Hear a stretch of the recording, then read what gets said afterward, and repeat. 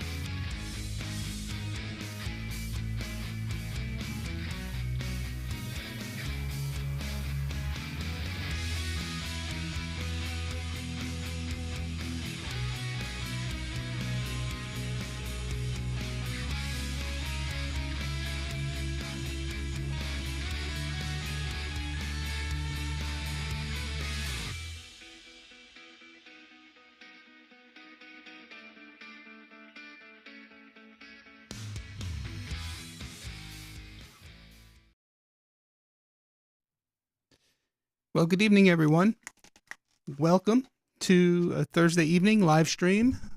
This is my monthly stream for June. Welcome. I see a few people here in the chat tonight, so thank you all for being here. Not really quite sure how long we're going to go tonight. I have just two things really I wanted to touch on, and we'll see how that goes. We'll see how the comments go. But welcome, everyone, and hope you're all doing well. Hope you had a good day. We are in the midst of getting some rain here today, but much needed. So can't complain. Got to get those gardens and grasses growing. So yeah. Um, my poison for tonight, the choice is just straight water.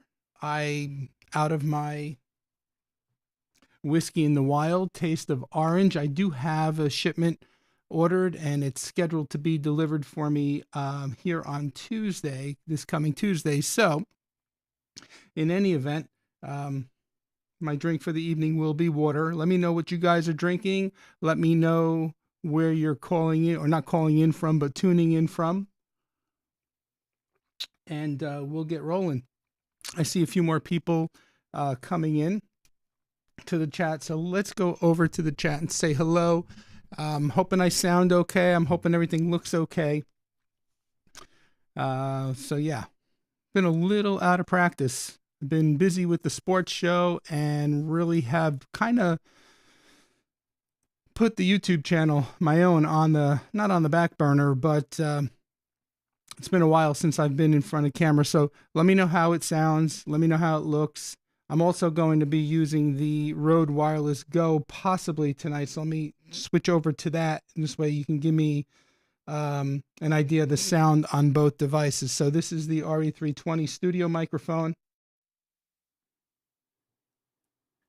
And this is the Rode Wireless Go that I'm wearing on my shirt here. And we'll talk about this shirt in a second. So Rode Wireless Go 2.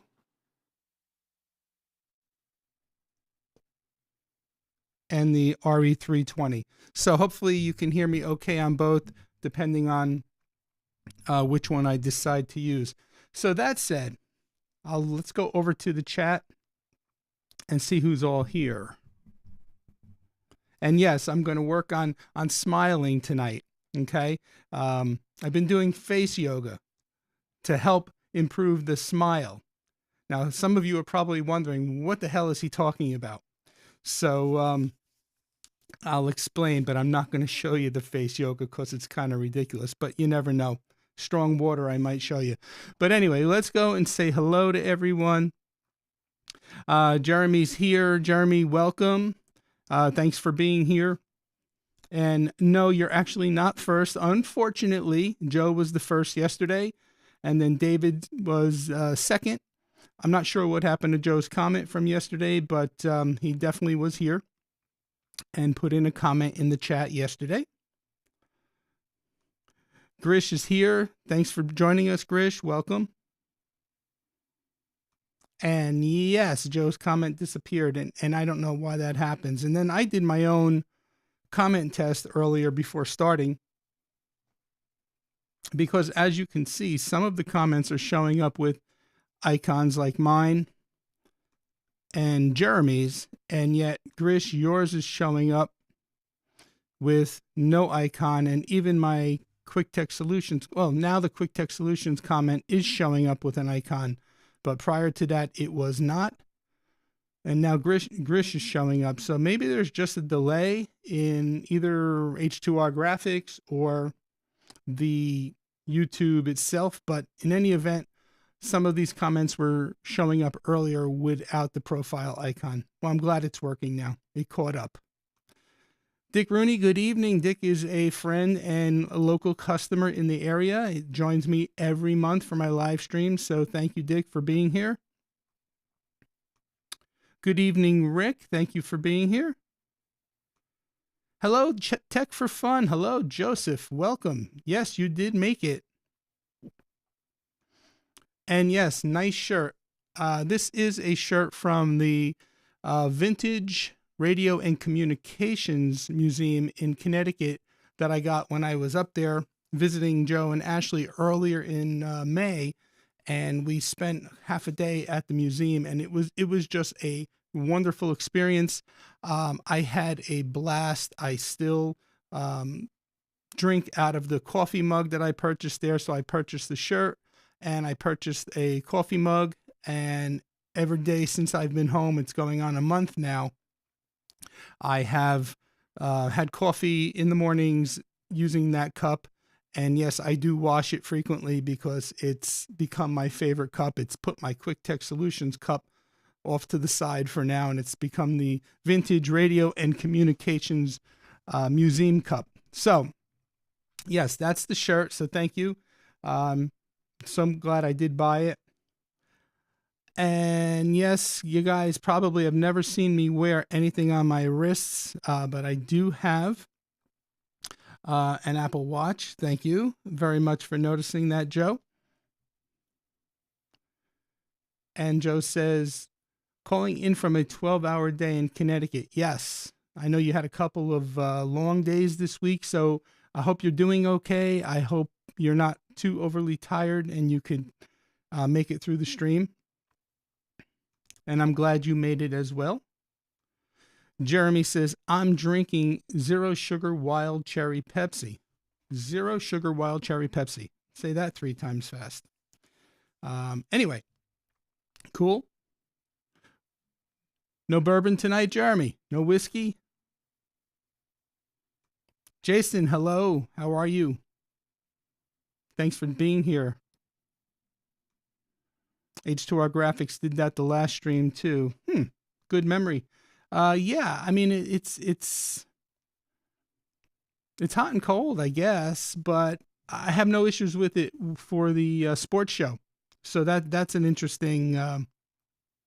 That's interesting. So, in any event, I'm glad it caught up. You know what? It could be this laptop. This laptop is a 2014 MacBook Pro, and 10 years old, but it still seems to be doing the job that I needed to do. But who knows? Maybe she's beginning to fail. We'll see. But in any event, it's working now, so that's cool. Hey, Ashley, welcome. Were you on the long 12-hour day as well today? No whiskey, Jeremy says. I just got home from work about 30 minutes ago. Thursday is generally my late night. Gotcha. But you omitted one word, Jeremy. You said no whiskey. Oh, actually, it's there. You didn't omit it. No whiskey yet. That was the key word I was looking for. So, in any event, yeah, so welcome, everybody. Hope you're all doing well. Hope you've had a decent couple of weeks since the last time we met together here. I guess that was in May sometime when we did the new gear unboxing and things like that. We do have some new gear tonight that I want to show you. It's something I've been playing with for the last 2 days. And yep, Jason, WattBox you nailed it. Well, it was in the thumbnail, right? Use a lot of them. So, yep, I'm just getting involved with them. I'm learning a lot about them in the last couple of days. So, yeah, I'm eager to share with those folks out there who are not too familiar with what they can and cannot do. So there are a whole bunch of different varieties from what I've understand. So in any event, like I said, welcome. Hopefully a few more people will pop in. We got 7 people here. We have 8 likes. So that's a good thing. Let's get started. So the Connecticut Museum, the Radio and Communications Museum, was just an experience of a lifetime for me. I enjoyed that day thoroughly. Joe and I had a great time. Let me bring it up on the screen so I could just at least put it up here for now. Let's get this out of the way.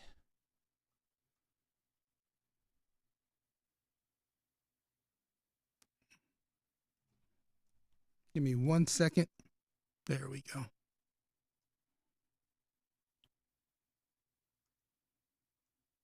Okay.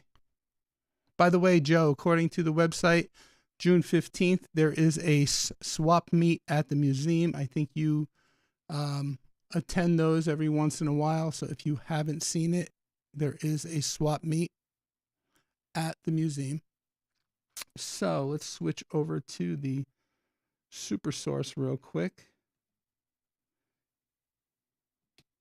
Okay, so this is it. This is the Vintage Radio and Communications Museum of Connecticut. And I'm telling you, they had some awesome stuff dating way back to like the 1800s and all the way on up through current.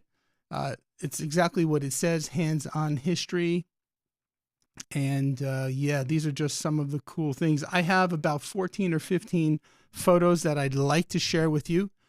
if I may indulge you, and hopefully you'll enjoy the experience as much as I did. So let me see if I can get the photos up on the screen. I just got to sign into my Synology. Give me a second and I'll move it up and over.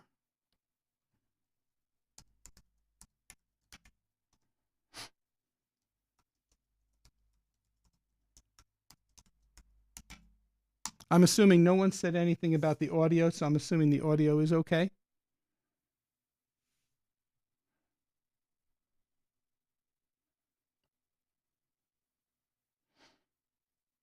Okay, I'm getting there. Give me one sec. There we go. All right, let's bring this up here.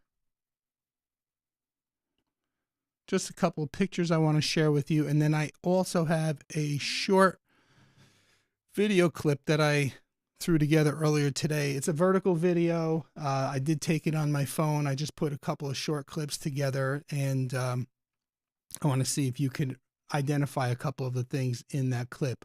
But looking at the first picture, that is, and I'm pulling over my notes here so that I can read it to you. That is an old switchboard.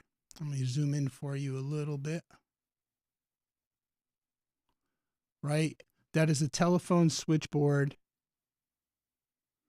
and that was donated by Ron and Terry Bernard of Canton, Connecticut, and it is a Bell System PB500. That is the model. And if I were to zoom in a little further, I don't know if it'll distort it, but you can actually see some of the telephone numbers and the connections here on this cheat sheet that I guess coordinate with the holes where the connection is made. And then here you could see the actual prongs, the type of prongs that they use to make the connections. So pretty interesting. Does anybody recognize the folks in the cartoon? Curious. In the newspaper clipping. All right, so that's the switchboard. Moving on. Here we got, this place was just awesome. These are all speaker cones.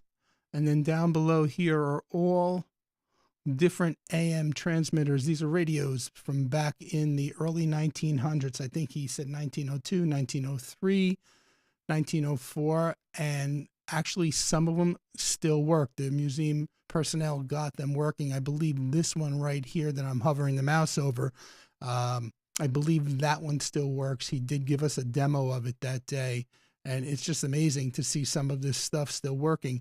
The hard part is getting parts, because I did ask him I asked the proctor that question, you know, as far as keeping these things running, how simple is it, or how easy is it, or difficult is it to get the parts? And he says extremely. So, and some of the parts are not even being made anymore. Now here we have the old-fashioned, all the old different fashion type telephones. Now this guy right here, this is the candlestick phone, and I am dying to get my hands on one of these to use with my Grandstream PBX and the ATA. If I could find one of these that are in working conditions, I will jump on it. I've been on the search for about 2 years now. This guy right here on the wall, I have my notes here because I can't really read it, but it's a Kellogg switchboard, a telephone made by Kellogg Switchboard and Supply Company, and that's vintage 1905. Now this guy over here to the right, just below the speaker part, this guy here, I don't know if you could see it, that one is built in 1878. So pretty cool stuff. I mean, it's just something to experience at least once in your life. I had a blast. Now, you guys might not be able to see this, but if you look at the top of the photo, let me see if I could zoom in there just a little bit and bring it down. Okay, right along the ceiling, going across the light. I don't know if you can see the mouse. There's a little fine line. To you, it almost looks like might even look like a thin spider web or something, but that is an actual line going between two working telegraph stations. There was one on the left side of this display and one over on the right side of this display. And that guy demonstrated that for us too. And that was working as well. So that was really, really cool. Let me go over one more picture and then we'll go back to the chat and see what you guys are saying real quick. All right, so here we have the old style jukeboxes. This is a Wurlitzer. I believe it is around 1930, if I'm not mistaken. 1940. Okay, so it's a 1940 Wurlitzer jukebox, and it's model 700. Next to it is a Seesburg. I'm not sure the year on that. I couldn't get close enough on the sign without it blurring out, getting fuzzy. And then this one up here on the wall, I remember these. No comments, peanut gallery. I remember these growing up when I was a teenager, 17, 18, 19 years old, in the local diner.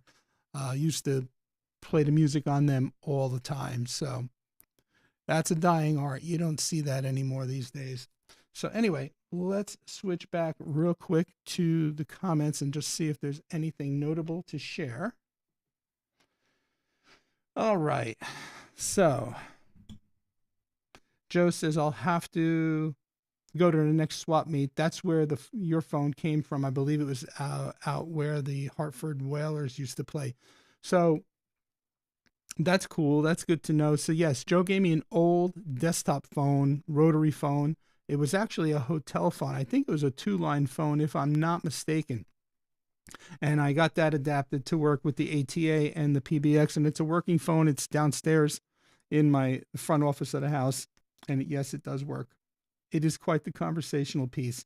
And that's why I want to get my hands on that candlestick style phone as well.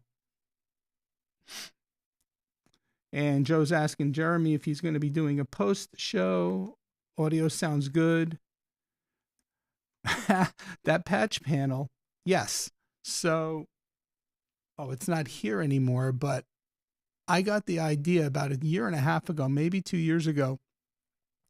I did get the idea of, instead of buying, I didn't have the larger switcher at the time. I still only had the A10 Mini Extreme, but I needed more inputs. I needed more sources.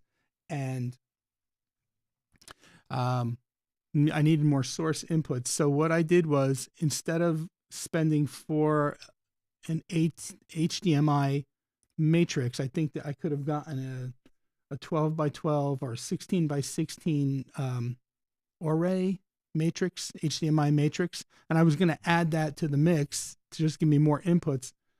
But then I decided not to do that. It was too expensive, considering for a few $100s more, I could have gotten the 2ME at that point. So I just decided, I don't know if you remember from live streams a couple of years ago, I just got a patch panel with a double patch panel with HDMI ins and outs, and I was just switching the inputs as I needed them and the outputs. So in a sense, I made, something very similar to this right here. So yes, in fact, this old concept of the television switchboard was what gave me the idea to make the HDMI patch panel. So yes, looks just very much just like it, in a sense, concept-wise anyway. All right. Joe, let's see. Let's go back to the comments. Yeah, I think that is the Three Stooges, and I'm not 100% sure, but if you look closely at these two guys right here, well, actually, maybe not. Now that I zoomed in, I think these three women here, I thought this was one of the Three Stooges, and I thought this was Mo, but now that I'm looking at it, that just could be a woman and a man, or a woman and a young boy, or a teenage boy. But yeah, it definitely looks like the Three Stooges at first glance. I agree. But I can't say for sure. I don't know. So, okay. Moving on. Jeremy says, I was thinking for a members only stream tomorrow night. Um, recap of this is great. Thank you. I appreciate it. I had a blast. I said it to you that day. I think I must have said it to you over and over and over that day. And I still, to this day, I will go back. And when I come to visit you, we will go back. So, and then Joe says he thinks the phone, and I'm assuming you're talking about the phone that I gave you or that you gave me, was a phone in the control booth. So, cool. All right. So, moving on. If you're here, folks, let me know. Say hello in the chat. I don't think TVJ is here tonight, but I know he had said he had dinner plans. But this right here is an old RCA, I guess a studio television camera. Now look at the size of the base and the wheel here. Let me zoom into that just a little bit. You think about what we do today for videos, right, guys? As far as, you know, cell phones and DSLRs and mirrorless cameras. And look at this thing, right? It says Schneider Gruznek. I don't know. Griesnock. I don't know if I'm pronouncing that correctly or incorrectly, but just look at the inner workings. Look at it sitting on what looks like to be a 3/4 inch plywood base on top of the mount. And I did not see that wood there that day. I'm just seeing that now, looking at it in the photo. It's pretty awesome. And let me zoom back out for a second, because kind of photobombing the image is this guy right here. Now this is an AM broadcaster. I only got a piece of it. It extended all the way over to the right. It was quite large. And the model is a Gates BC11, and it's 1000 watts. And like I said, if TVJ was here, I think he would be able to share or add to the conversation between the old TV studio camera and the AM transmitter. And then they took us into a back room where they just had tons of transmitters, and these things were like the size of the entire room. It was outstanding. So, all right, let me zoom down, move on. I believe, if I'm not mistaken, Joe, you're in the chat, so you can correct me if I'm wrong, but the proctor was saying that this was the first RCA color home color television. Now you can see the construction of the furniture piece. You actually see how big the furniture piece is in those days, and yet the screen really is rather on the small side. You have your channel knob on the right here. You have your, I guess this is your volume on the left, and then down across the bottom of the unit is the speaker area. So first color TV, I want to say, I don't even want to say a year because I don't remember what he said. But, and then this is just a bunch of old computers. There's a couple Apple IIe's. Here's the original Bondi Blue iMac over in the lower left-hand corner. This is the Macintosh. I'm not sure what model. One of the original, right to the left of that Macintosh, in between that and the Bondi Blue, you could see looks like one of the original iBooks, I think. And then you got some of these up here. Now I have some closer shots of these to share with you in a second, but it just was fascinating. Yeah, here we go. So you got the Radio Shack TRS-80 color computer, and if you look at the specs, released 1980, processor was a 6809E, architecture was 8-bit, video MC6847, and RAM had 4 kilobit, 4 to 32K. So yeah, and this was a joint venture, it says, between Tandy and the Motorola company. So again, pretty cool to see this stuff. Here we have the Atari 800, released 1979. Again, processor is the MOS 6502B, architecture 8-bit. Audio says Pokey 4 voice. I'm not sure what that means. And then the RAM is 8K. So yeah, I figured you guys might appreciate some of this. Here's the Texas Instrument, the TI-99, and released there in June 1981. The processor was the TI TMS 9900, 16-bit architecture. Yeah, pretty cool. And then here's just a bunch of antique things that were out on the lobby display. Is a couple of antique phones up here. Here's this one. Here's the old Princess phone. It had the where the rotary was in the inside the handset. I don't know if you guys remember that. Now this phone to the right here that has the little red light on it, that's very similar to the phone that Joe got me from the swap meet, because that black, it's black like the one down here in the lower left hand corner, but the form factor is similar to the one, the little pink or mauve one right to the next one, but it's black, and it has the little red light like the one up on the top here in the upper right hand corner. And it also on the right side of the base unit also has what looks like a 1/4-inch phone jack. Again, I'm not sure what that was for, but pretty cool.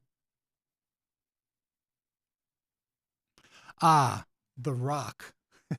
I think out of everything we saw that day, this to me was the most amazing. This rock has the ability to pull in AM radio waves.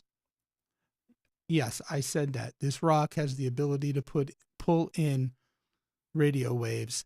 So in the next picture here, there's this contraption. Oops. Let me go back real quick. It's called a crystal rock, and this device right here, no power, no electric, no battery, nothing. It has just its dials. I'm not sure what each of the dials do, I guess to tune in to nearby AM radio broadcasts. And I guess the rock is inside, or a piece of the rock is inside, and you can literally hear AM radio transmission. And I put the headphone on that day, and it was very faint, but I was able to hear the radio broadcast. And if you look here at what this next thing says here, I'll blow this up for you. So it says the crystal set was a very popular during the early days of radio. The name is derived from the fact that the detecting element was a chip of galena crystal embedded in a lead cup. The wire, called a cat's whisker, was touched to various places on the crystal until the best reception was experienced. Crystal sets were inexpensive, easy to build, and required no batteries or other power source. Reception was fair as long as a good antenna and ground were used, and one didn't live too far from the radio station. And I'm telling you, folks, it actually worked.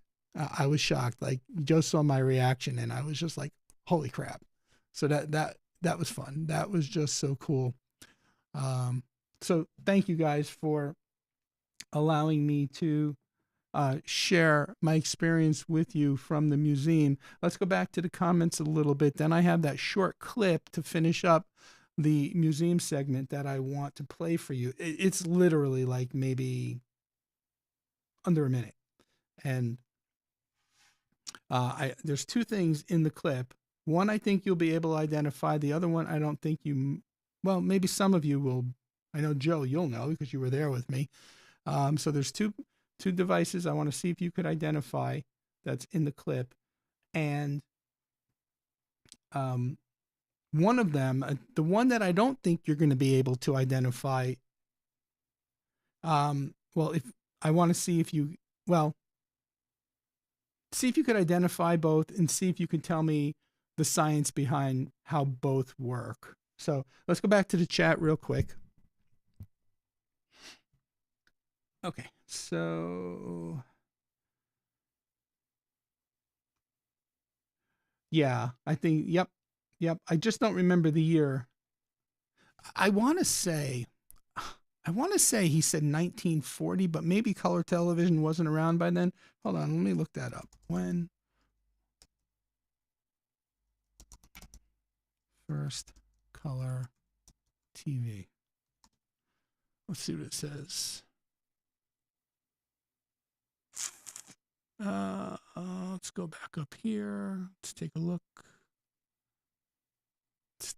I got to remember to move my fingers. Oh, yeah. I don't know if you were here, Joe, but I'm trying to smile more. Oh, the face yoga. So, and then you just stretch and pull. And you're probably all saying, this guy's nuts. He's drinking water tonight. He's not even drinking bourbon. So the face yoga was a joke that came out of the fact that Joe and I were discussing when we were up there. We were looking at some of my earlier videos, even some of my current videos. And I look pissed off. I look like freaking mad at the world. And I was like, we were talking about low views and things like that and how to improve views. And Joe's like, well, maybe the people look at you and say, like, you're friggin' nuts. You're pissed off. Why would I watch you?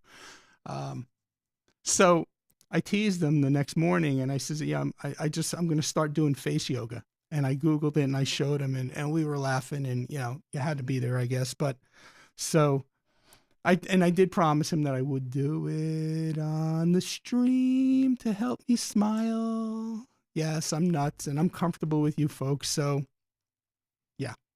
Anyway, so let me see what this says about the first color television. Let's see if we can go back. All right, let's see. Color television, Wikipedia. That was an RCA, right?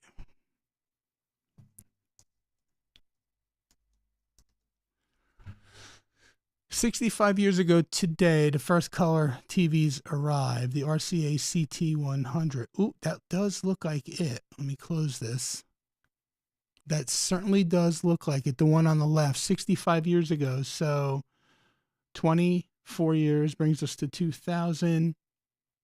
And then 40 years, bring 1960. Okay, 1960. All right. I knew it ended in a zero. I just couldn't remember. So, no. 40, 20. Yeah, 1960, 1959-ish. So, anyway. Cool. And I just saw a comment that Jay's here. He's listening while driving home. Thank you, Jay. Yes, I did. I did. I when we got to the computer section, I worked on most of those in the early 80s in the schools. We had the Apple IIe's. We had the first Bondi Blue iMacs. We had the first iBooks, the clamshell iBooks. We even had that one iMac that came out that had it was like innovative at the time. It had the white base with the kind of cylindrical arm, and then the monitor was on the arm and it kind of moved up and down and side to side. It was white. You guys know what I'm talking about. I did. I worked on all that stuff. So yeah, when I was in the school system, exactly. So Jeremy says, I got one of those original TRS-80 color computers. Is it in working order, Jeremy? Did you show it on a recent stream? Or am I thinking about something else? Agreed, Jay. I think you would really find that museum tour fascinating.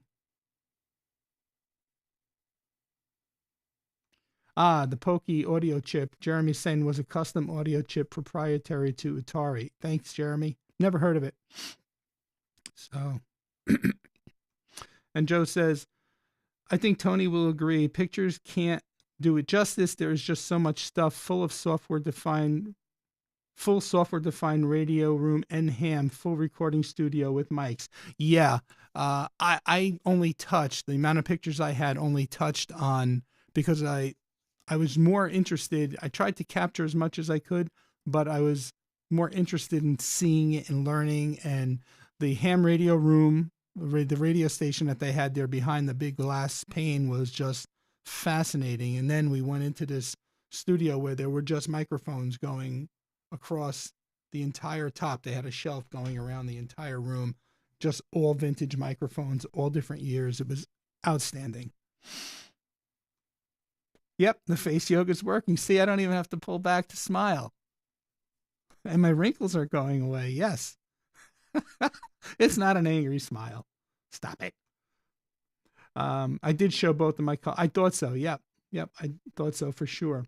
Okay, so let me real quick run the short video. Remember, I'm going to just lower the I want to lower the volume a little bit on that channel because I think it's going to be a little too loud.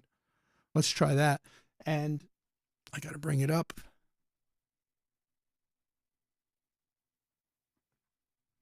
Again, remember, there's 2 devices in there. See if you could identify them and if anyone could tell me the science behind it. All right, here we go. Let's see if this works.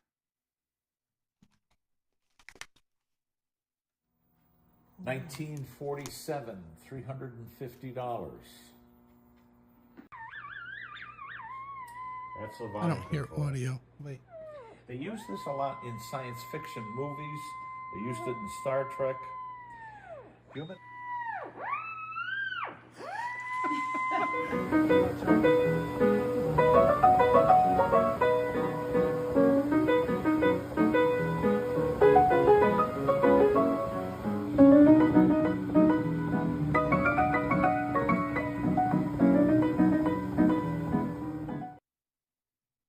Okay. So, yeah, I didn't hear the audio. That was on my side. I had the mute on the headphones because it drives me crazy. Because when I'm not wearing them, I can kind of hear the little bit of delay background. So, okay. Back to the chat. Looks like Jeremy answered and got both of them. So, correct, Jeremy. That one item was a theremin. And the other one, yes, was a player piano. I kind of figured you'd get the player piano. I didn't know if you guys would get the theremin. I will be honest with you. When I saw it there, I was like a little kid. You saw my reaction when I walked away from trying it. It was just like, I didn't think it was real, first of all, right? I'm a huge Big Bang Theory show watcher, my wife and I, and Sheldon Cooper, one of the characters on Big Bang Theory, plays the theremin in one of the episodes. And I was like, oh, yeah, come on. That's BS. That's just like TV magic. No way, right? I had no idea. And then we're at this museum and the guy's like, check this out. You know, and I'm like, no way. So, yeah, so that's the theremin.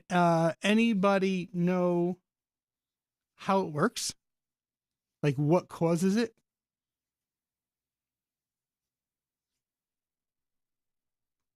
Well, yeah, I agree with you, Jeremy, and that's what I know it from, but I did not think it was real. That's what I'm trying to say. I thought that was just magic of the television studio. You know, I didn't think the device actually existed. So, yeah, I mean, I thought it was fake. So, and then Jeremy's saying Jimmy Page used the theremin in Led Zeppelin. Interesting. Now, which song, Jeremy, or songs? Because now I'm going to have to go back and listen for it. Because I do like Led Zeppelin. I grew up with them.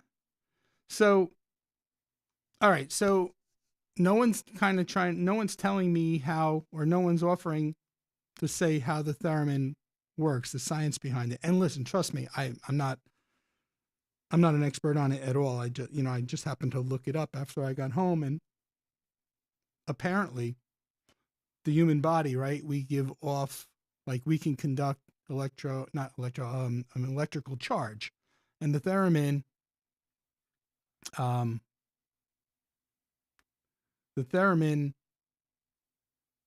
gives off an electromagnetic field. So when you bring your hand there and move up and down, the electrical current generated from your body is interrupting or interfering with the electromagnetic waves that the theremin is, the field that the theremin is putting out, and that causes the different pitches and tonality. So that's at least my understanding of it. Now, I could be wrong, but simply put, in layman's terms, that's, to me, what makes sense to me in my head. So Jeremy says dazed and confused, and he thinks in Whole Lot of Love. So anyway, cool. I hope you guys enjoyed that, because I certainly did. I want to go back for sure My cup is all ready to go downstairs in the Keurig machine, waiting for the morning so I could have my coffee in the vintage TV and communications mug. Eventually, I guess I'll switch off to something else, but I had to buy it, so I'm using it. So, anyway, thoughts, questions? We got a small group here tonight, but that's cool. Nice and intimate.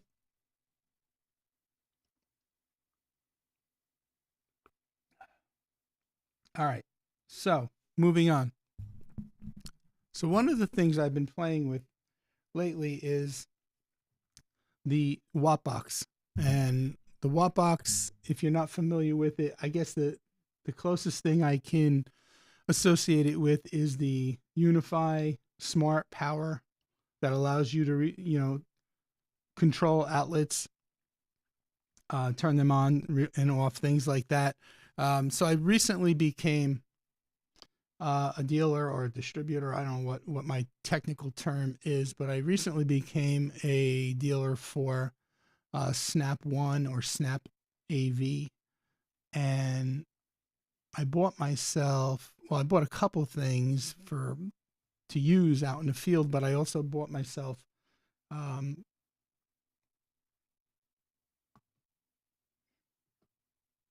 let's go. I bought myself one of the Watt boxes. So actually, let me go back. So Snap AV is just a means for me to get a little better pricing on speakers. They cover everything: audio, media distribution, networking, televisions, power, cabling, mounts, surveillance, racks, structured wiring panels, home control systems, which I don't do. But if everything works out, I'm hoping next month to have a special guest on that does do a lot with home control. I don't know if that's a subject or a topic that you guys would be interested in, but he's a really cool guy. I got to meet him, and we do a lot of the same things as far as the networking, surveillance, and things like that, but he also focuses more on home control. So he will hopefully be with us for my July stream. I just got to coordinate and get a date set. So, but you can see all the different offerings that they offer as to a dealer. So I bought myself the WattBox, and it's IP controlled outlets. Now there's a whole bunch of different flavors. There's a 2 outlet box, 12 outlet box. Now this is the 800 series. I actually have the 700 series, the one right below it. The main difference between the 800, they look very similar. The main difference between the 800 and the 700 is that the 800 will give you individually metering on each individual outlet. So in other words, you could see the wattage, the amperage, the draw, the voltage on each individual outlet, whereas the 700, the one I have, just gives you overall global metering. So yeah, so anyway, and the one I'm like thinking about using, now you can see they have the vertical strips for the back of the rack. This guy, the one that I have, could be mounted in several configurations. They give you multiple mounts. So let me get it. Let me bring it up and just go over it with you. Then I'm going to plug it in and kind of take you through the interface.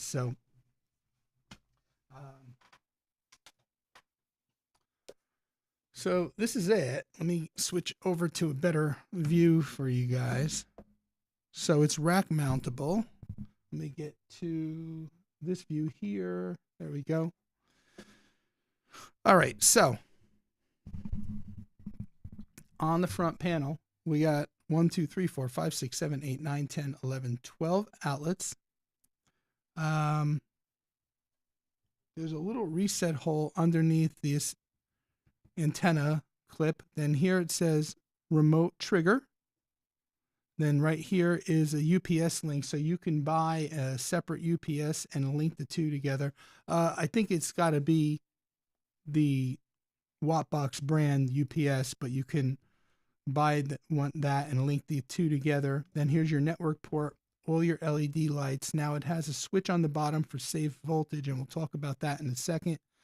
Your power button, your circuit breaker or circuit fuse breaker, and then your power port. That's the front of the unit. Now, it also comes with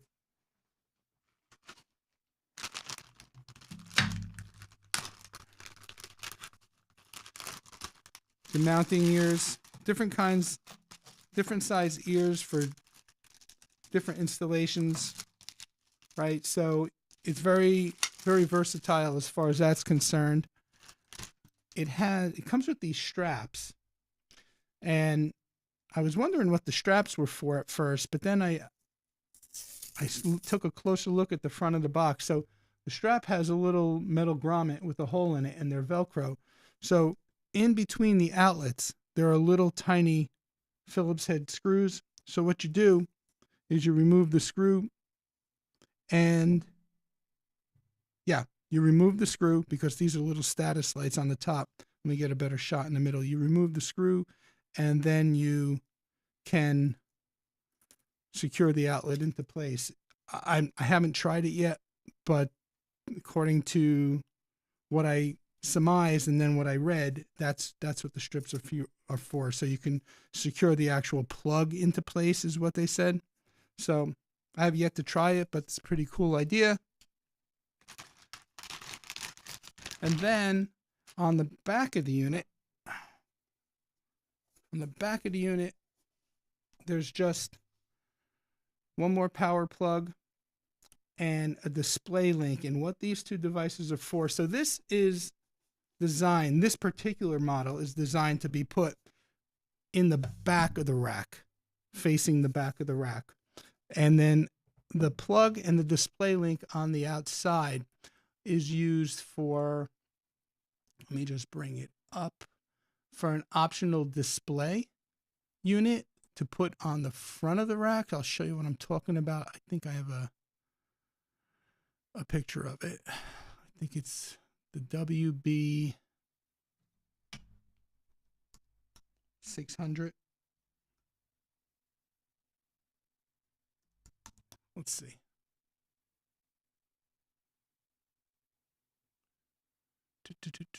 Hold on one second. I thought I had the right model. Give me 1 second.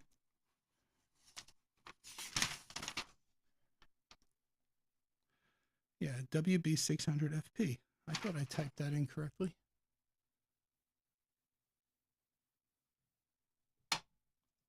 Let's see. There we go. Is that it? Well, it's similar concept. Similar concept. Let me show you this, and let's go to here. All right. So why are we not?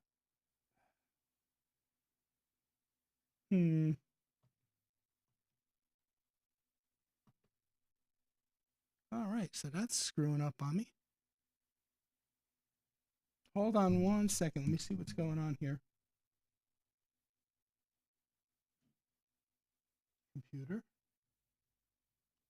Oh, it's there. Oh my gosh. It did change. Sorry. I was expecting something else. I'm not sure. Okay.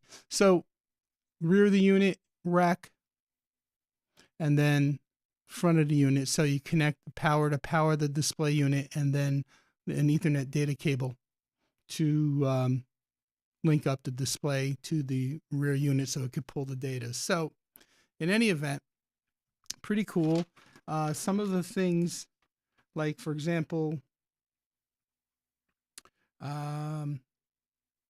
it has safe voltage, which basically means that it will regulate the voltage and disconnect the outlet just in the event that the voltage falls below or goes too high. It has auto reboot, which is a really cool feature.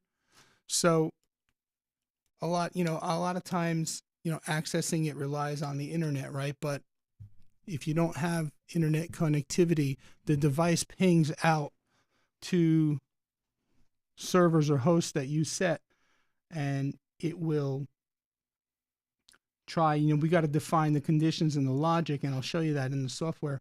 Um, you got to define all that stuff, but after your condition, after the conditions have been met, if the router is plugged into port number 1, let's say, and the router senses a loss of internet, the device senses a loss of internet connectivity because it's pinging out based on the conditions you set, then it will auto reboot that outlet to restart the router. So that's like the first level, right, in troubleshooting, and hopefully bring the device back online. So that's a really cool feature. Let me get this thing plugged in to the network. So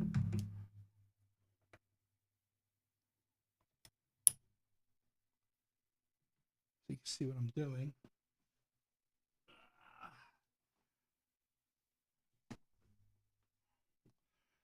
Let's get it fired up.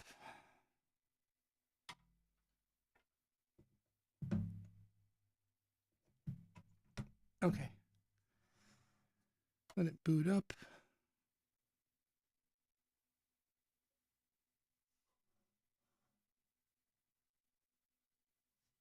As soon as it boots up, we'll log into the interface. Now, I do want to mention that there's a cloud portal that's associated with this. The cloud portal is really designed for the dealer to go in and have control, but there is a user app as well. There's a Home Connect app for the user, and we'll talk about that as we get in there. But if you end up with one of these and you want to be able to program it yourself, you don't have to use the cloud portal. You can actually use, it's got its own web UI. Not as nice as the cloud portal, and I'll show you both. But I just turned the power on, so all these outlets now are turning on.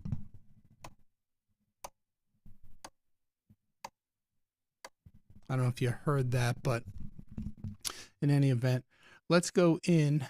Let me get signed in.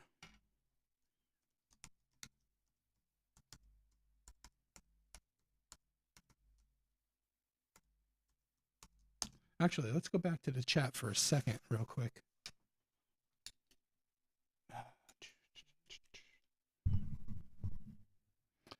All right. Yeah, no, Lisa's not joining again. She's probably asleep at this point. Vintage stuff is great. Yes. Me, David. Everything is made in China and will probably disintegrate. Yes, July 2024. Wise guy. Since you're a dealer, are you allowed to discuss MSRP? I looked at their page and it said to contact dealer.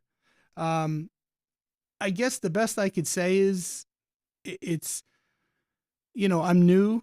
I'm sure there are different tiers. I'm sure people who do more volume than I do probably get better discounts than I do.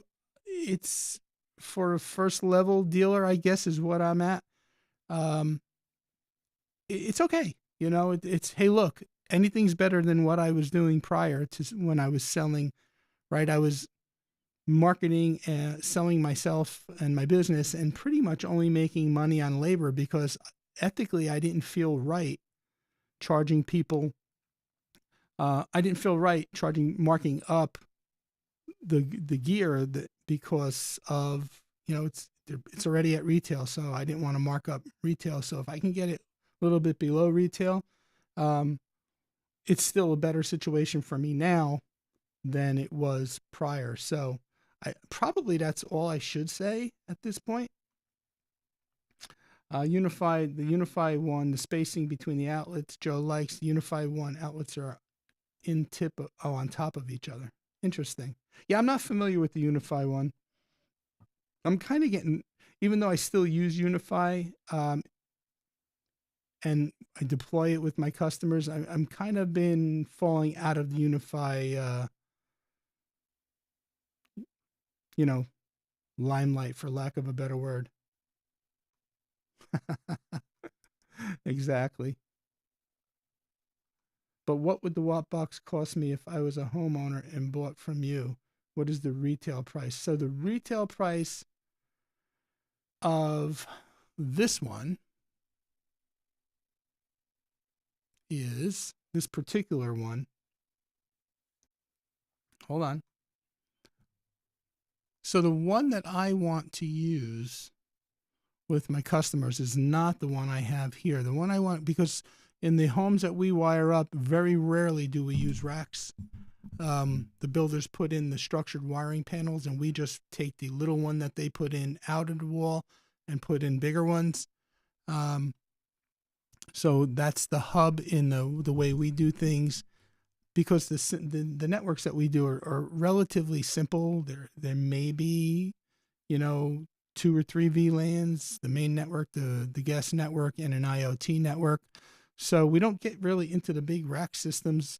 Again, we don't do the home control. So, I mean, that would be a whole different story. But the unit that I want to get for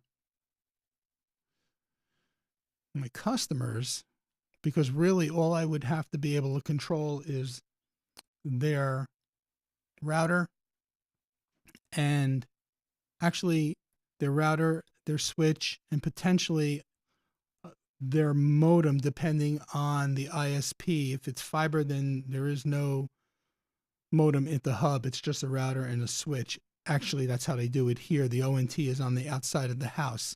If it was coax, then yes, there would be a third device in that box. It would be the modem. So let's see.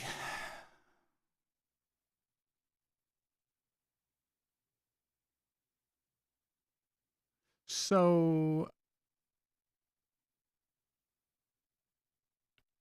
I don't think I should I'm not going to show you now that I'm logged in, but I can actually give you an idea of what this device would run. So this is the 700. I don't know if the MSRP is inflated, because most of the other, I'm not familiar too much with the WattBox, but I could tell you, like with Sonos and other brands, the MSRPs have been right on. But this MSRP here for this box says $723. The one I want to get for my customers for the structured AV wiring cabinet is the WattBox 250, and that's only got 2 IP controlled outlets. Now they do have a 300 as well, and it has 3 IP controlled outlets, and that would be perfect for the situation that I'm in. So the 250 retails for $260, and I don't see the 300 here, but I know they have one. So just to give you an idea, they're not cheap, but they have a slew of features. Let me, I know I'm not showing you that. That was intentional because I was signed in, but let's go back and let's switch over there. So the one I'm talking about for the AV cabinet is this guy right here, the WattBox 250. It's got 2 controllable outlets. You got your power port on the back, your Ethernet jack on the back.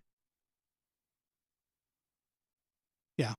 And it's small enough, the form factor is small enough to fit nicely inside the structured wiring cabinet. Because I do put a surge protector in there now. I just put a trip light surge strip in there.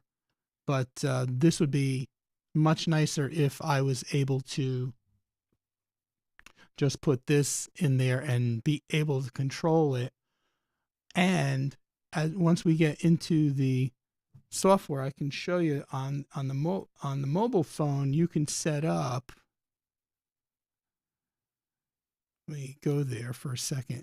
Now, ever since I got the new iPhone, I don't have the right adapter to connect my iPhone in to show you my iPhone display. But what I will do is switch the camera here for a second.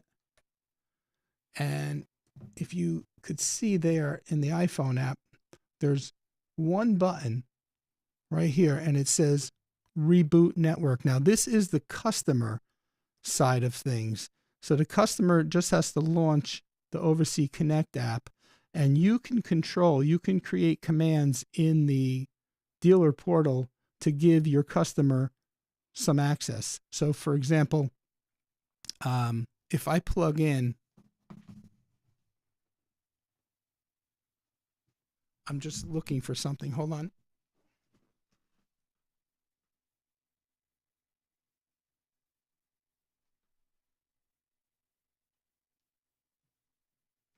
I had my little monitor, and oh, here it is.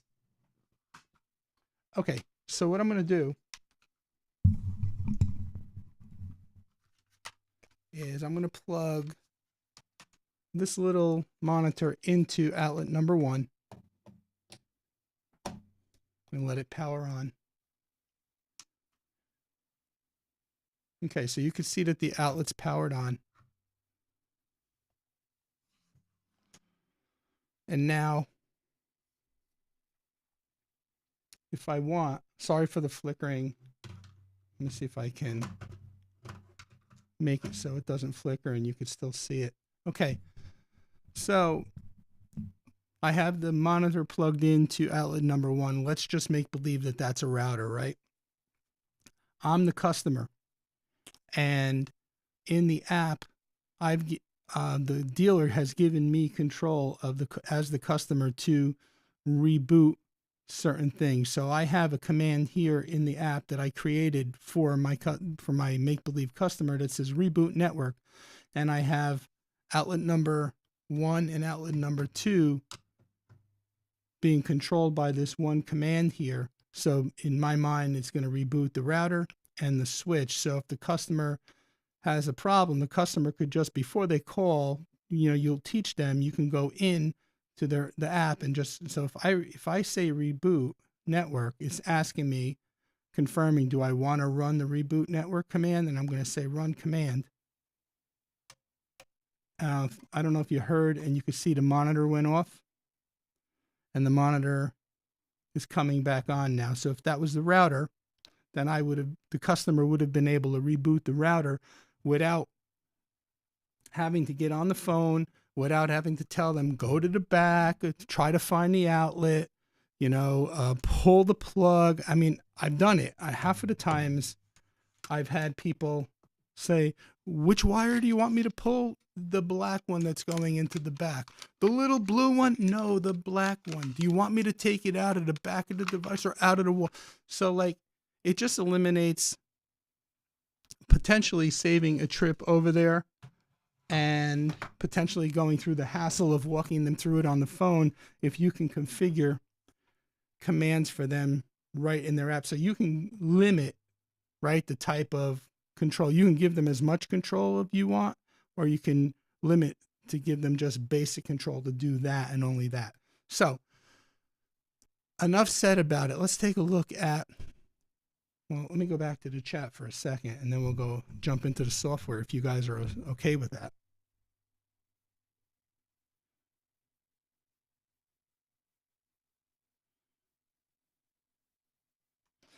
So they have, Joe, they have a 2-port. They have two 2-ports. They have one 2-port that is Wi-Fi as well. The 2 ports on that one, on the Wi-Fi model, is actually, they're both Wi-Fi. This one and the 200 series. Actually, this one and the 200 series is also Wi-Fi. This one up here. But the difference between this one, and this one's a little cheaper than this one, the 250. The difference is the 250 has individually controlled outlets, whereas the 150 has one controlled bank. So you could both outlets are being controlled simultaneously. They're not individual control. So, and I guess that could work too for my situation, as long as you can delay the two outlets, like say outlet one, but that's individual control. I'll show you what I'm talking about in a second. Yes, yes. And I'm gonna show you that. I'm gonna take you through that now. Yes, you can delay so that you can have your modem start first, and then a few seconds later your router, and then a few. Yes, absolutely. So anyway, let's jump into the software. I'm going to show you the web UI of the device itself first, and then I'll show you the dealer inside, what the UI looks like inside the dealer portal. So let's go into WattBox. All right, so this is inside the actual WattBox itself. Let me get myself off the screen and just go full screen so you could see that.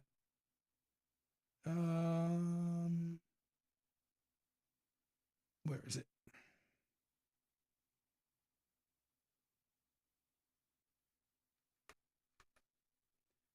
Where is my overhead?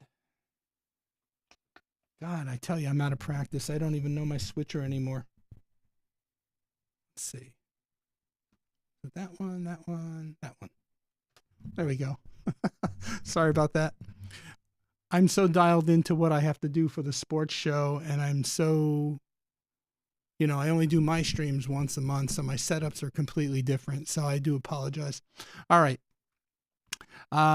So here you can see the connection status. These are the items that the auto reboot are going out and pinging. Here you could see just a whole bunch of statistics. You have across the top your voltage, current amp, current power wattage, safe voltage is on, and that's a manual switch on the front of the actual box itself. And then you can see I'm connected to the actual cloud service, but I'm not accessing it through the cloud service right now. Then you have the configuration. You can name your different outlets, and here's the delay, the power on delay. So I just left it to the defaults because I've just been playing with it for the last day or so. And then here under where it says disabled reset only or enabled, you can enable reboot for all of the outlets, or you can disable reboot for all of the outlets, or you could say reset only. And I'll talk about what that means in a minute it'll be easier to explain once we get into the cloud portal. You can schedule reboots. Then here's your IP information. I have it set with the DHCP reservation coming from the router, but you could set a static IP right in the device if you want. You can enable email notifications, have different accounts with different, permissions, your system time, your event log, and then at the bottom here, you have system status, system save, restore, upgrade firmware. I'm at the latest firmware at this point, and that's about it. Not the nicest looking interface at all. So now, if I were to go into, where are we, logins? If I were to go into the cloud portal, which is called Oversee,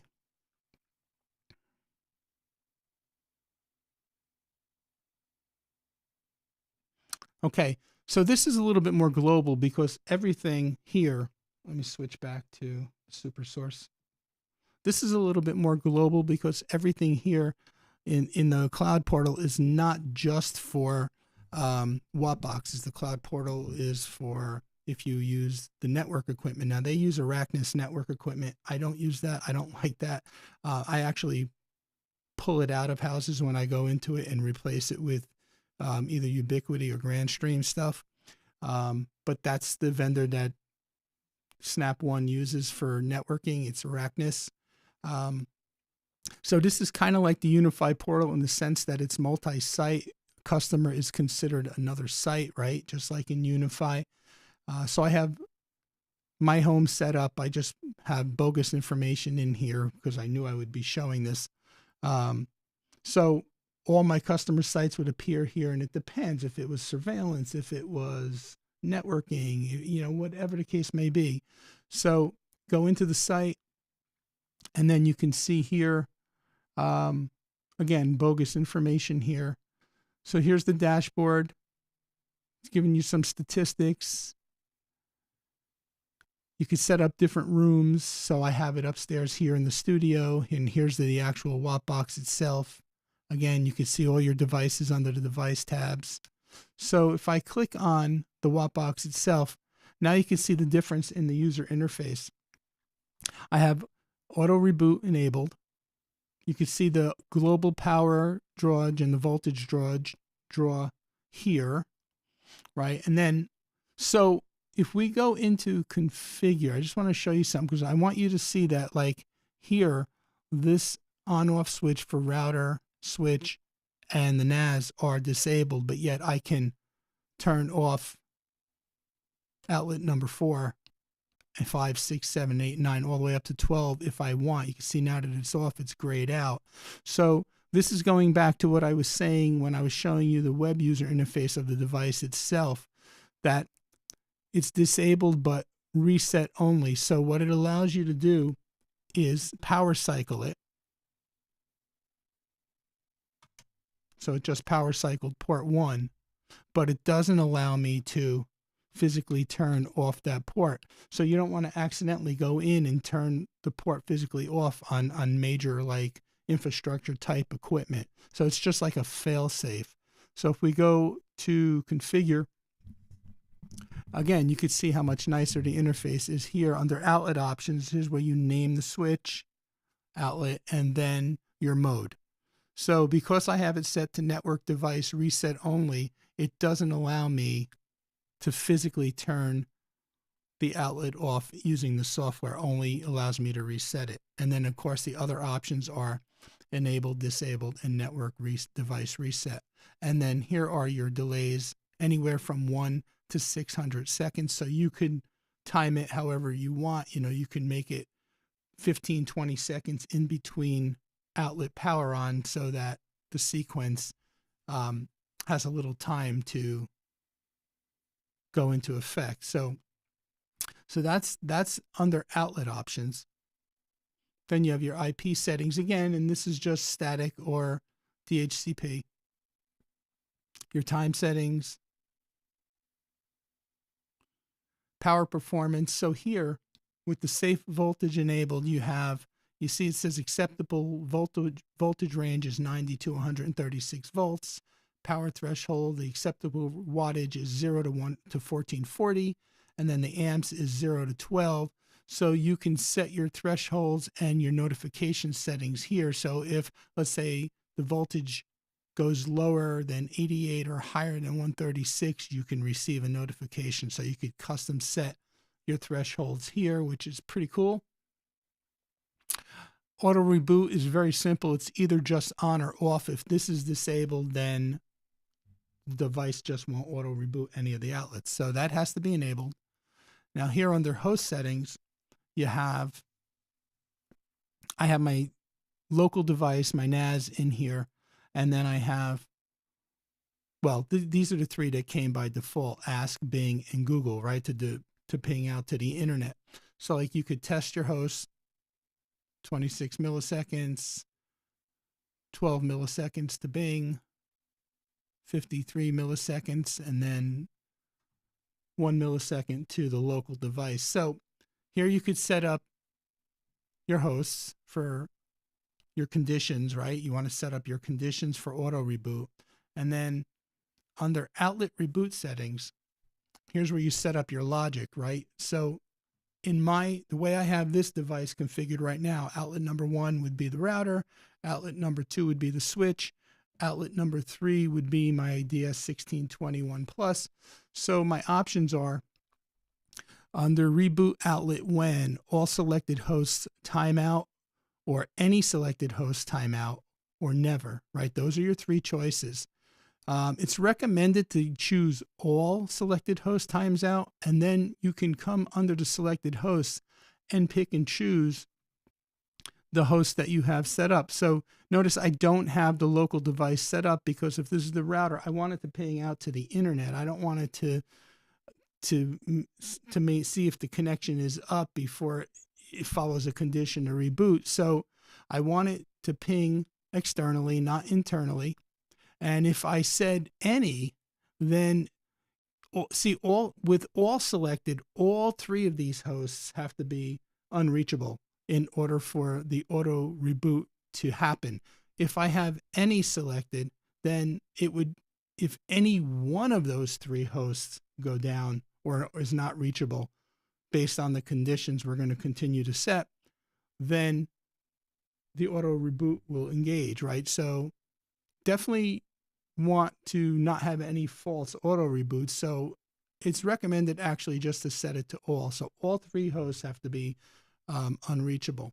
So that's that. Now, you have a device that freezes up. Maybe, well, why the local host, right? Why do I have a local ping in there? Well, say I can't reach the DS21, or I have a device that is kind of prone to freezing. Well, if I set the all host timeout and I just select the local host and I can't reach it, again, based on the conditions, then the box will auto reboot that outlet, and hopefully the restart will, get that device reachable again on the network. At least it's a first level. It's a first step. All right. So that's outlet reboot settings.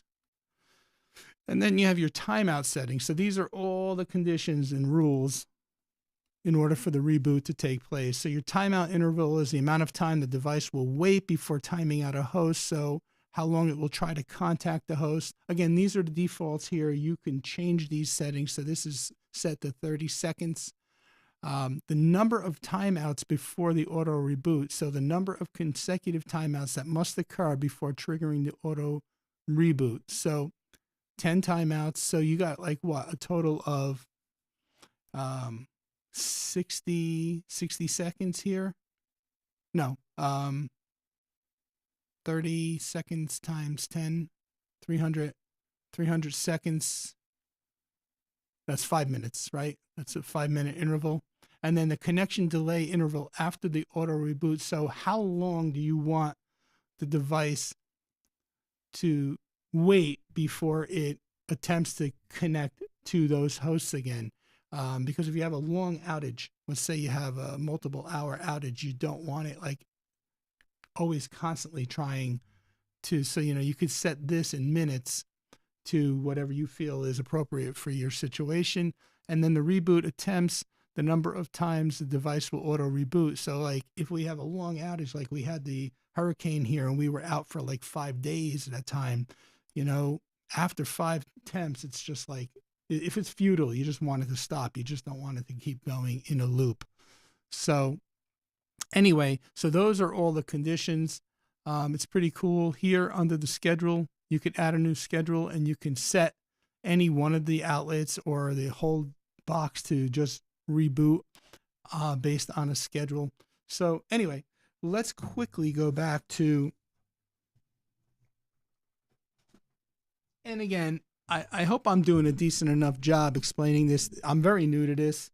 I just unpacked it 2 days ago and had been playing with it only yesterday and a little bit the day before. So I hope, I'm doing it justice. But let's go back to the comments and see what we got going on.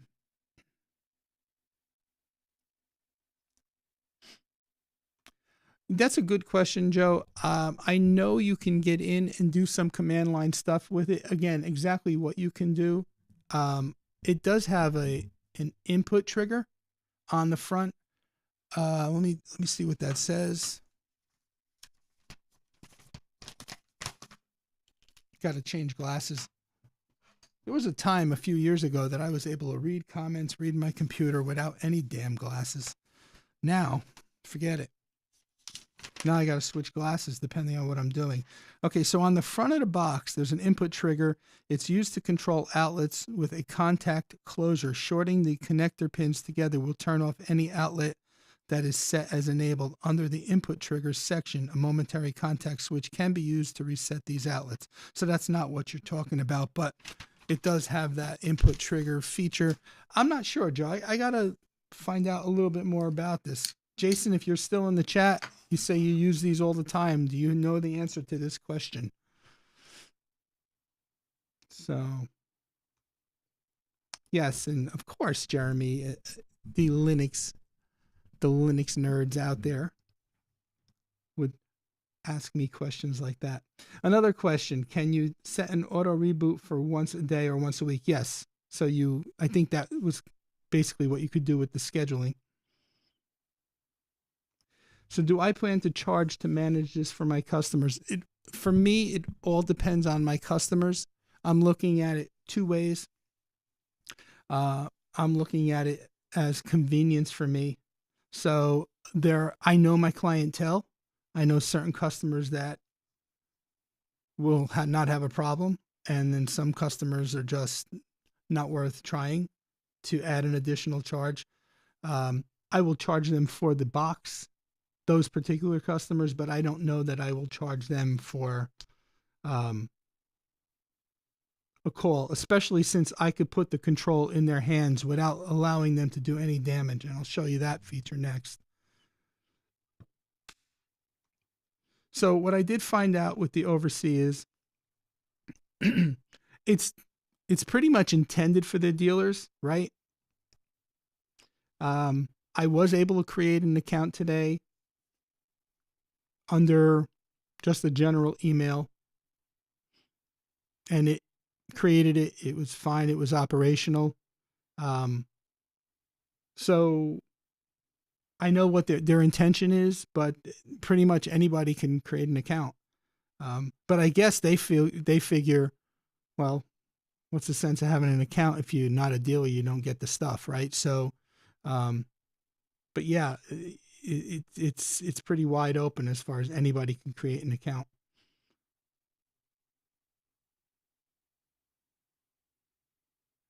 Jeremy says, I missed your question. I missed this question on SSL certificates. All right, let me go back.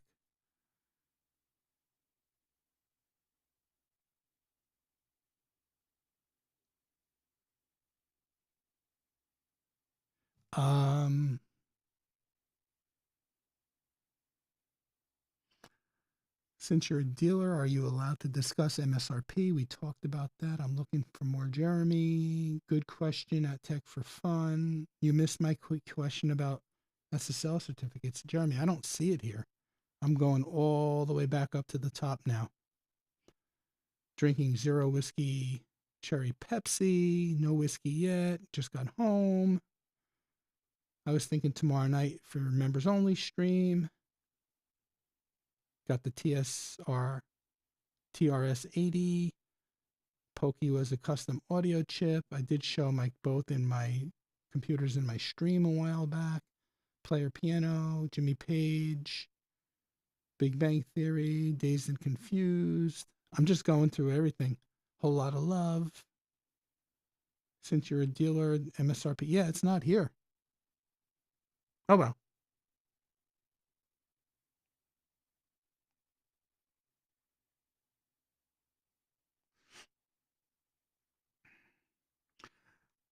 Can you do sub accounts under you like if I was working for you? That's kind of what I was exploring yesterday, and I wasn't successful with it.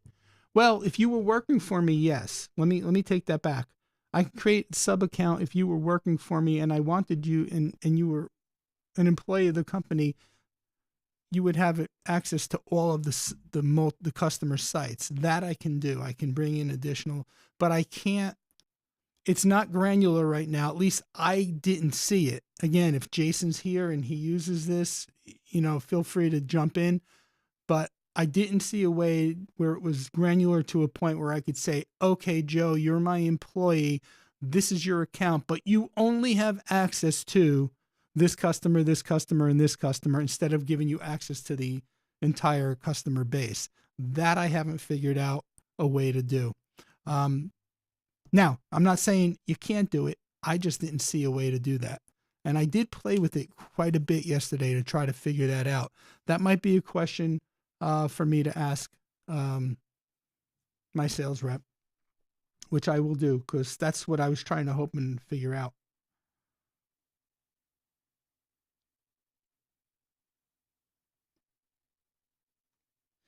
So, Jeremy, you're talking about the web UI itself. I would imagine. I imagine it does, and I would venture to say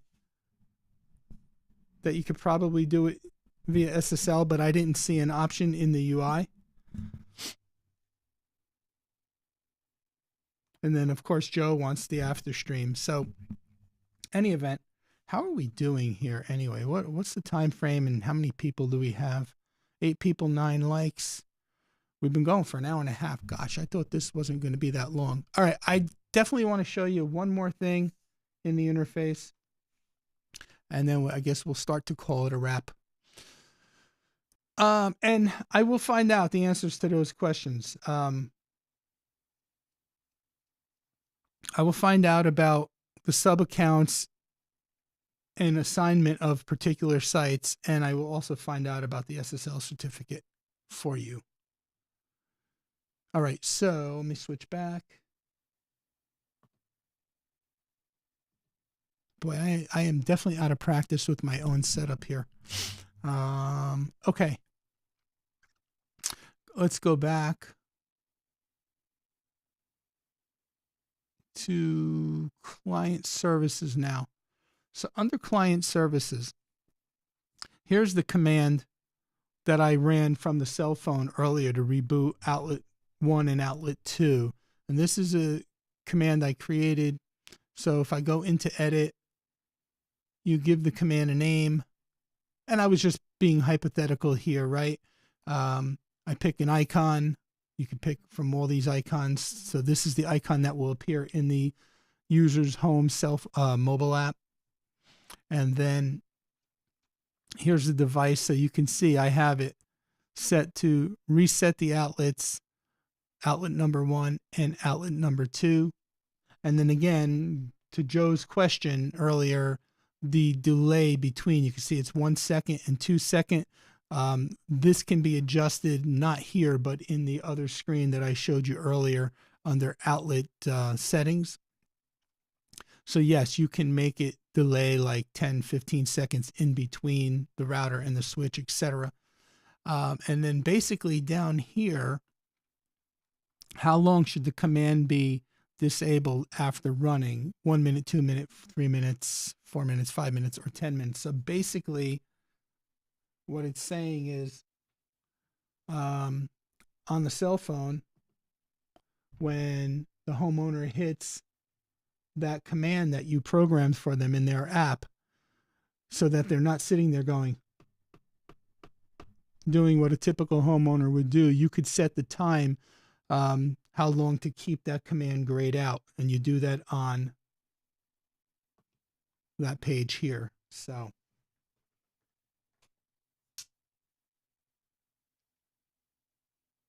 I like this. I like the ability. And there is an option, obviously, to make a little bit more money because you could charge as a service provider for this. But like it's that simple. So you can create as many of these commands to appear in that app that you want based on what you have plugged into the WattBox outlets. This is pretty cool. Again, I'm just starting to scratch the surface with it. So anyway, did your comment get blocked on my use case? Was that the one about the sub accounts? Oh, on the ransomware? My thoughts on the AP console, kinda an edge case. If ransomware was detected from the cybersecurity, is it turns everything off automatically. Yeah, I mean, that's a good point. I don't know. It probably doesn't do that.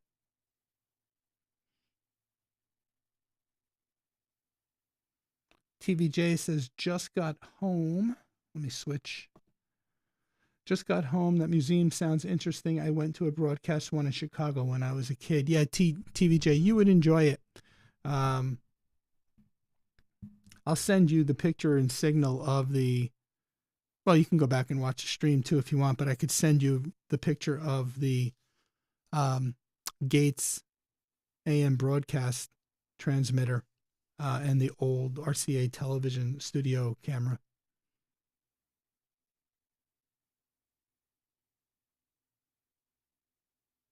Jeremy's saying no stream. He's sure he has to work on midweek news.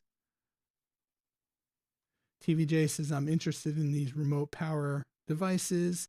I would love to see you have someone who does home automation control as long as it isn't Control 4. That stuff is expensive and locked down. So I think the person that I'm thinking about does Control 4 along with a couple of others, like Josh AI is another one that he uses. But I don't know. He's not strictly just Control 4. He actually uses multiple different home control, depending, I guess, on the needs, you know. So, and it's interesting too, because had a conversation with him, and our demographic, I could talk about like what we do that's similar and what he does that I don't do. And it's interesting because I thought about, well, geez, you know, maybe I should get into doing the home control down here. But honestly, the demographic doesn't really demand it. And what I mean by that is, so where this gentleman is from, you have older people moving out of the area and moving further south for retirement and cheaper living and things like that, cheaper real estate, cheaper taxes. So I have those folks, those older folks coming down here. He's got the younger demographic is moving into the homes that the old folks are selling. So, of course, the younger demographic is all about automate this, automate that, automate your shades, talk to this, talk to that, put speakers on the walls so that you can, you know, control everything with your voice and complete home automation. I mean, like racks and racks of home automation gear aside from your network gear. Whereas I'm on the flip side of that. The people that are coming down here that I'm building or that I'm designing networks for, I mean, they barely can turn on a light. Like, you know what I mean? Never mind trying to teach them how to use home automation.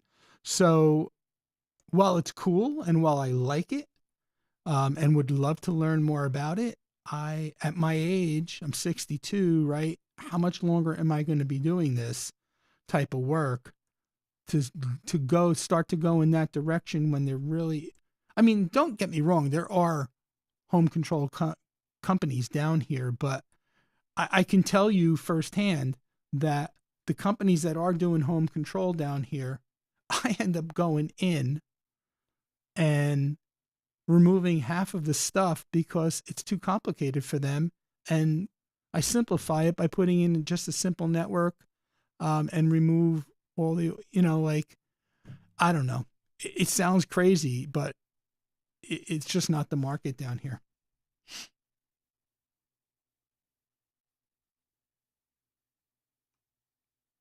I bet you have access to stuff too, right? TVJ says my sister has Control 4 in her house and was paying 4 or 5 times what they should be paying for network gear. And my audio is amazing. Seriously, well, thank you. I've had some help from yours truly. That's pretty cool. And the air conditioning vents are blowing right in front of me right now. I don't know if you can hear them or not, but I hear them. And then I got all the sound from the rack coming to my left, from my left over here. So now that you're listening on your Sonos in your living room, Joe, I'm going to switch to the Rode Wireless Go just quickly because I want you to tell me if there's a huge difference, because I know you said last stream you were listening on your AirPods and You thought the Rode Wireless Go sounded ridiculously good in comparison to the studio microphone. But let's see if you think that now listening on your TV. So I'm going to switch to the Rode Wireless Go. Okay, so now I'm talking on the Rode Wireless Go, and I'm not sure how it sounds, hopefully. Joe says he hears none of the noise, which is good. Let's see what TVJ says. TVJ says a coworker just bought a house and they had to rip out half their automation because they couldn't figure it out. Yeah, and that's kind of what I'm doing down here, and it's so sad. And here's the catch to that, right? Here you got these people, they have their home theater, the AV receivers, their everything's controlled with I forget what the name of the brand is, and Snap One sells it too. It's proprietary. Every time they make a change, like if they buy a new DVD player, they got to call the dealer to come to either remote in or make a physical trip to the house to remove the old device and program the new device so that it works with the universal remote control system, which is all proprietary. If their TV dies and they want to change their TV, same thing. They got to call the dealer. Now, these dealers down here are charging $225, $250 an hour to go in because the customer replaced the DVD player or a Blu-ray player, and to make it part of the control system and the universal remote, the dealer has to go in and program it because they're the only ones that have the proprietary software. A guy like me goes in and I say, I can't help you because I'm not a dealer for that company, right? So that's part of the frustration for the people in this area who don't know how to use this stuff, who have to pay through the nose every time they add or make a change to something in their home. So it's kind of it's good for the dealer, and it's a but yeah. So Grish says Rode sounds pretty dang good, a bit distant sounding, but nearly identical. It could be the way it's laying. Does that sound any different, Dave? Joe said I could hear the difference, but it's close, a bit hollow. Yeah, well, I mean, we're talking about this versus this. So if it sounds decent, I'm happy. TVJ says hollow for sure. List still pretty good for a 2.4 gigahertz wireless mic with no lav. Most people listening on their phone probably hear virtually no difference. All right, well, I am going to switch back.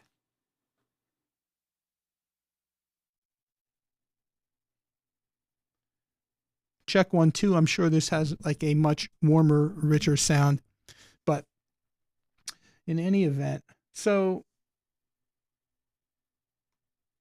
guys, I hope you enjoyed hanging out with me tonight. Notice I haven't really touched my water. Now, if this was Twist of Orange, it would have been gone a long time ago. But, so yeah. What else? What's going on? I got to crank out a video or two. I've been getting so lax with cranking out a video. Maybe I'll work on one tomorrow. We'll see. I still have to replace the fans in the Unify switch. I ordered them 2 months ago. They're still sitting there. I still want to do a GrandStream stack home network video using all GrandStream gear. I want to do a review on the PTZ cameras that I showed you in the last stream, but I also want to do like a comparison where I set up a super source with 4 boxes, and I have the HDMI input, the SDI input, the NDI input, and the SRT input all on the screen at the same time to show you the comparison in the latency. So that's on the agenda. So I got a couple of things I want to do. I got to be totally honest with you though. I'm losing my drive for the YouTube channel because I put a lot of effort into it, as you guys all know who do it, in these long form videos. And um, I just don't feel like I'm getting the reward, right? I put in at least a day to a day and a half between recording, editing, final tweaking, thumbnail, all that stuff that you do. And I throw the video out there and I get a couple hundred views. I mean, it's kind of, I'm trying to figure out, like, is it me? Is it not me? Is it the content? Does the content suck? Do I suck? You know, maybe it is that. Maybe I need to do more face yoga. I don't know, but I look back at the last 6 months, and in 2024, I don't think I have a video that I released that has gotten good views. I mean, I hit 22,000 subscribers yesterday. Woohoo. You know, but it's just like, I like doing it. I just feel like, why am I bothering, you know, because like, it's fun to do, but then it's deflating to see the views. I mean, going back to,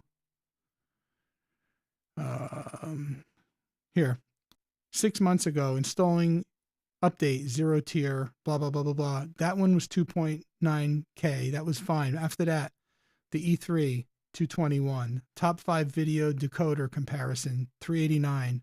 Edge router, how to add a second WAN interface without blowing the device away. I thought that would be a real good video. 992 views. 339. Installing a Decklink Duo card, 827. Oh, how to reset an admin account on a Synology, 1.2. That was 5 months ago. Echo Gear 20U server rack, 344. Do I really need my studio? 277. A look at my finished AV rack, 406. All the way up to, you know, 731, 467, 240, 493, and 3. I mean, it's ridiculous. So it's like, why am I doing this? But I like to do it. So that's the thing. But to get the desire, to get the drive to do it, it's been a little hard as of late. So I really think that, and I've had this conversation with Joe, in all seriousness, either I suck and my content sucks big time, or YouTube has just pushed my channel out to pasture and it's just dead. And I just don't know how to revive it. So in any event, that's where I'm at. So if you've seen the lack of content, of long form videos, well, now you kind of know why. So anyway, let's see what the comments are saying.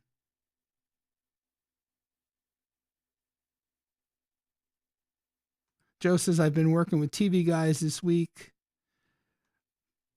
Jay says, like Tony, my eyesight and hearing aren't what they used to be. I am already noticing it changing. Jay's asking Joe what he's doing with the TV folks. Live broadcasts for a large insurance company. The director of the show came from TV. I'm basically a V2. Yes, the views are very low for my channel size. But yet, I keep getting subscribers. So, like, I don't know.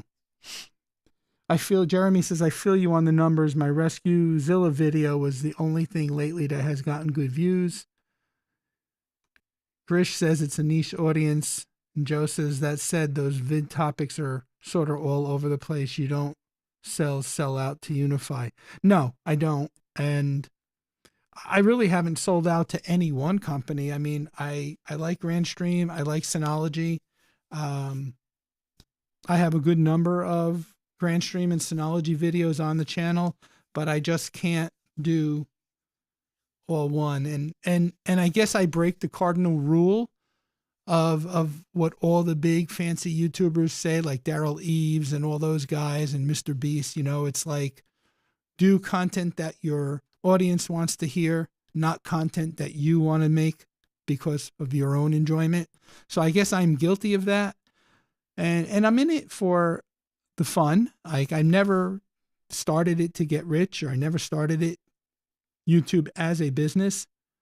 But after a while, putting in the kind of time and effort and trying to do all the things that everybody said you need to do. You got to have a catchy hook. You got to have catchy titles. You got to have catchy looking thumbnails. You got to grab the viewer in the beginning. Now with the little thumbnail, if they hover over them, you start to see, the first several seconds of the video before they click on it. So have a hook in there, have text on the screen, all that stuff, right? I'm trying to do it. I'm trying to make it visually pleasing with B-roll. Nothing seems to work. So, like I said, I'm kind of a little like I want to do a video, but like, why? And I'm having, to be honest, on the flip side of things, the sports channel and the show is doing so well that I'm kind of like riding that wave right now, and I don't know. I've actually thought about canceling this channel and just deleting it all. I don't know about that, TVJ, and here's why I say that. Here's why I say that. When the Ugreen Naz hit the scene, there wasn't a Ugreen video that got put out there that didn't go crazy in the first week. When I say crazy, I mean thousands of views. I did one, and I thought mine was pretty freaking good compared to some of them. Not as great as others, but a hell of a lot better than some that got thousands of views. My Ugreen video has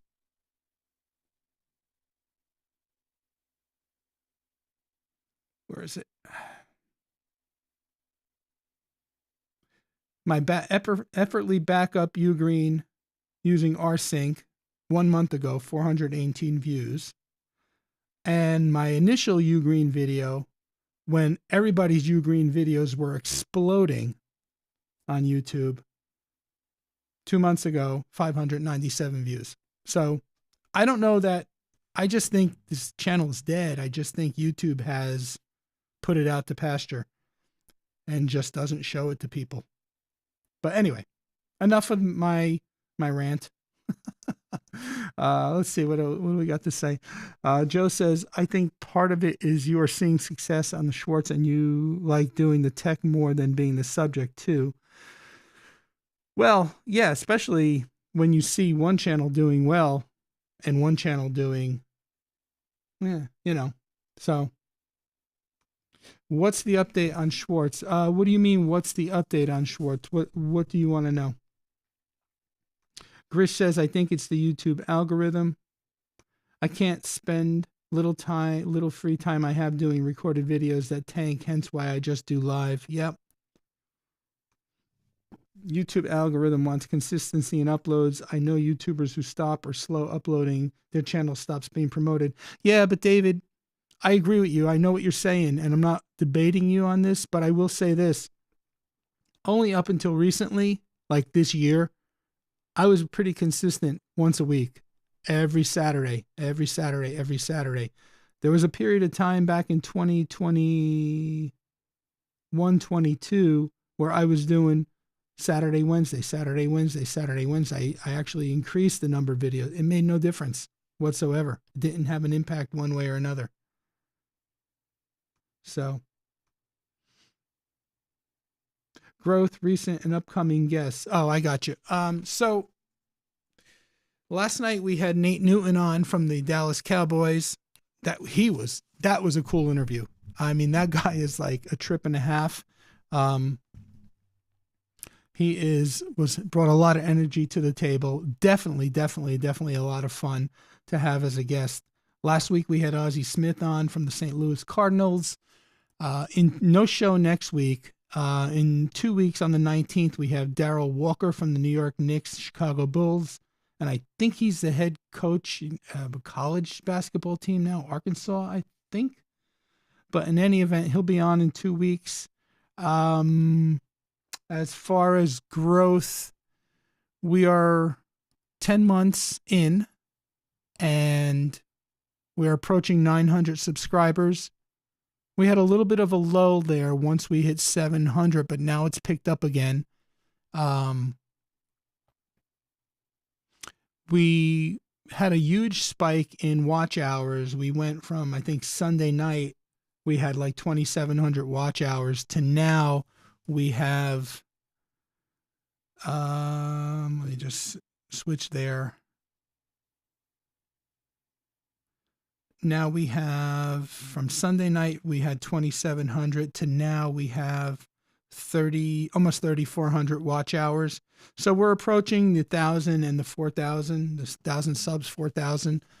For under a year, I think we're doing pretty good. We've had an A-list lineup of guests. So yeah, it's been a lot of fun. We just launched a merch store, so you can get trucker caps, t-shirts, coffee mugs, iPhone and Android cases, a whole bunch of stuff, a pint beer glass. So not that we're hoping to sell a lot, but like it's just something to just expand the channel. That's all. We'll see what happens. Why no show next week? Well, because Les technically should be in Germany by tonight. Les and Joni went on vacation. They were doing a what do they call that? Those river cruises? Well, they were doing a river cruise on the Danube. But they canceled. It got canceled. They flew out this morning around. They had to be at the airport at 4:00 this morning here in Wilmington. They were flying up to LaGuardia in New York, then over to Germany. Les called around 5:30 saying they were still in LaGuardia. They ended up canceling the whole thing and getting a refund because of everything that's going on in the world and all the flooding and all the the travel agent called and said, listen, we could still send you, but you may not be able to get on the boat. We could put you up in hotels. And he's like, I didn't pay all this money to be in hotels. It was the river cruise that we wanted to do. Da, da, da, da. So long story short, they're spending the night in LaGuardia, in that LaGuardia area. Hopefully they'll find a hotel, and they're either going to try to get a flight out tomorrow morning to come home or rent a car and drive home. But in any event, there's no show scheduled for next week based on the fact that he was going to be away. We figured we would just take time off. And since we really have nothing lined up, I'm just going to recommend that we leave it that way because I would like a night off. I would like a Wednesday off. So, but anyway, that's the reason. Sports Illustrated. Okay, so Sports Illustrated wrote us up in Pride of Detroit wrote us up. About 3 or 4, including Sports Illustrated, news outlets in the Detroit area, picked us up and wrote us up for that Patrick Malarkey interview, the Detroit Lions scout that we had on a couple of weeks ago. That live stream did 3.5 thousand views in 3 or 4 days.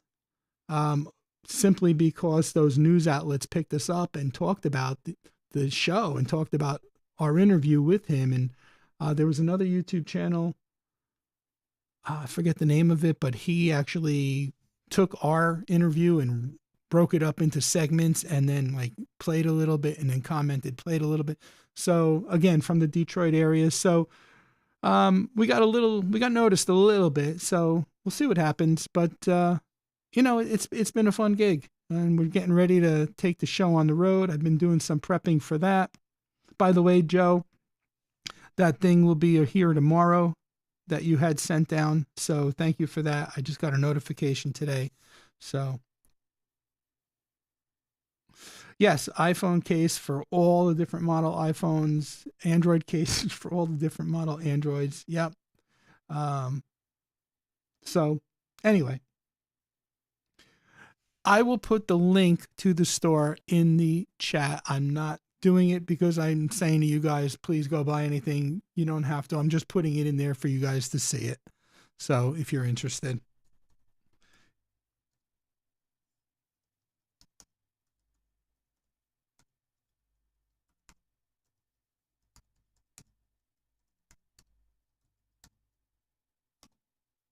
So anyway, on that note, guys, thank you all for being here. We've been live now exactly, well, with the 5 minute pre-roll, exactly 2 minutes and 32 seconds and counting. So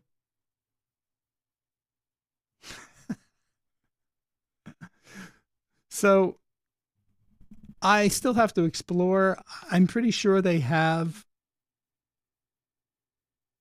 that kind of apparel. I don't know about the giant fingers. I'm using Teespring. I use Teespring to create the store.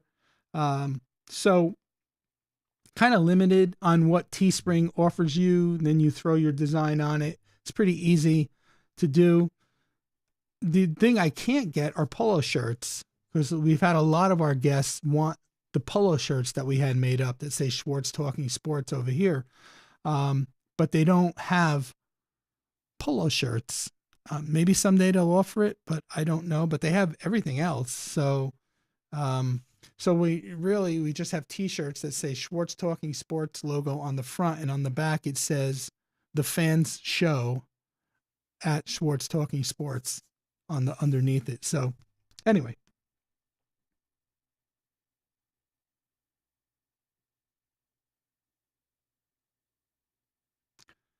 Hey, Jeremy changed his profile. He signed out and signed in with a different account.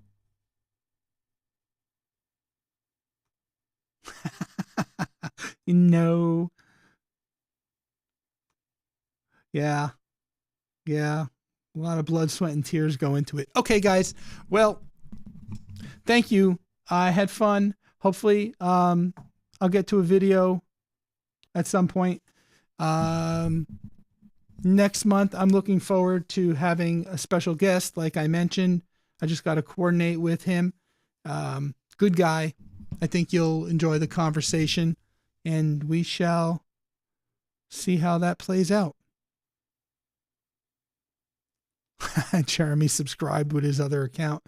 Good night, everyone. Thank you so much. I appreciate you all. Until